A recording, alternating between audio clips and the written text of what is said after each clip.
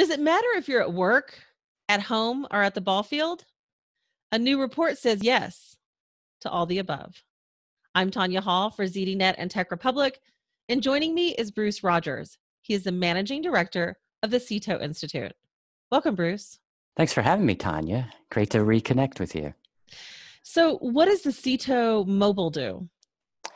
So SITO Mobile sits on an amazing set of data that helps understand consumer behavior, all based on mobile location data, the information that you connect to every waking moment of your mobile device. And we collect and aggregate that data, attach consumer behavior traits and purchase information so that businesses can better understand their consumers and better connect with them. And the Institute? So the Institute is an education and research initiative that I founded after coming over from Forbes, spending many years there. And the idea is to bring together, given the foundational importance of location data to everything companies do around the customer and around marketing, I realized that there really wasn't a great foundation for companies to fully leverage it and understand it. So I wanted to create a forum, an educational forum, a research forum, in which marketing leaders, data and analytics leaders, and academics could come together and learn from each other. And that's what we've done. Through the SITO Institute, you recently teamed up with, as you mentioned, your previous employer, Forbes, to produce a mobile marketing accountability report. What was the goal of that effort? So the idea behind it was, even going back to my point at Forbes, where I ran the CMO practice and the CMO network and had the great honor and opportunity to speak to hundreds of CMOs a year, world-leading CMOs, and talk to them about their challenges. And one of the amazing still challenges around marketing is proving its value and connecting marketing investments to business outcomes. So I said, well, why don't we do that? It's like, and they said, oh, well, everyone said, well, that would be great. That's the Holy Grail. So that started me on a journey a little over a year ago to create this framework and research, both original research and the aggregation of well over 1,500 academic papers that went into this. And a tremendous amount of work has been done. It just hasn't been brought enough to light. And the big reveal is that, one, marketing is a lot more important than people think it is. Marketing accounts for well upwards of 50% of enterprise value, the value of your company, whether you're a publicly traded company or not. And there's a systematic way that you can go about leveraging marketing to increase market value.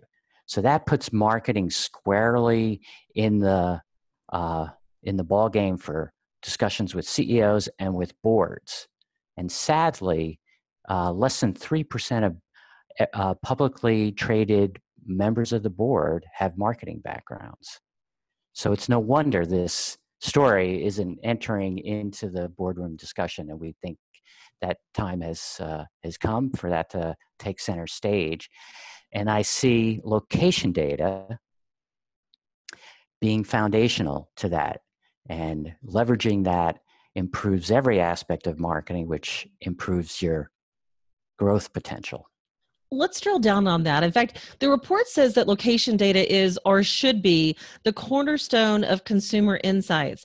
How does knowing that I'm at the office or at home in the kitchen or at the baseball field actually help marketers? It's interesting because it's not always where you are right at this moment. But if we can look back at that data over time, then we start to gain this incredibly rich picture of this consumer, this customer. And of course, it's all privacy compliant, so I don't know your Tonya Hall. I know information as derived from your device ID. And now you can start to predict behavior. You can start to understand the moments in which decisions are made, in which not only for marketing, but for customer interaction, for customer service.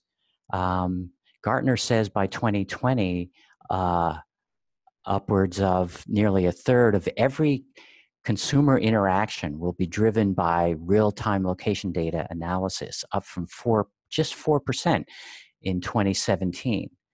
So companies that understand that paradigm shift of location data being at the center of understanding customer patterns and interactions to better service them are going to be the winners in the future. How does a company like Dollar Shave Club, for example, use the mobile data intelligence? I mean, they sell razors and supplies online. What's great about Dollar Shave Club, and which now is part of Unilever, for $1 billion that went from nearly nothing to $1 billion sale in 4 years, was one, they had a direct relationship with the consumer, but they understood how to leverage those moments that matter in terms of many of those moments are through mobile devices, as almost every web interaction is today. Almost 80% now is a mobile interaction rather than desktop. So understanding that information and leveraging that allowed that company to dramatically increase its value. Now, the other, the sort of a poster child of location data service is Uber, regardless of what you feel about their management issues. They basically take location data and give it back to you as a service. So they know exactly where you are in time and space. They deliver transportation to you in a couple of minutes. And if it's more than 5 minutes, you're all upset and anxious. But it's an amazing service. So the idea is, what is every company's version of Uber? How do they take your information about what I know about you in time and space and deliver an experience that is satisfying to you and is that you thank them for?